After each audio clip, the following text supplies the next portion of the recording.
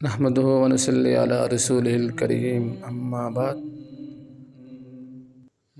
وہ 10 صحابہ کرام رضوان اللہ علیہم اجمعین جن کو نبی کریم صلی اللہ علیہ وسلم نے ایک ہی مجلس میں جنت کی بشارت دی، ان کے نام یہ ہیں: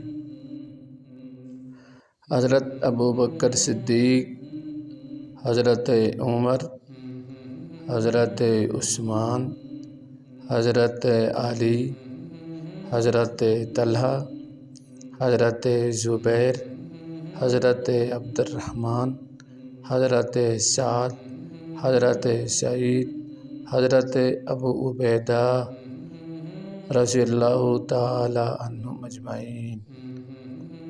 ان 10 صحابہ کرام کو عشرہ مبشرہ سے یاد کیا جاتا ہے، ان کا نام اچھی طرح یاد کر لیں۔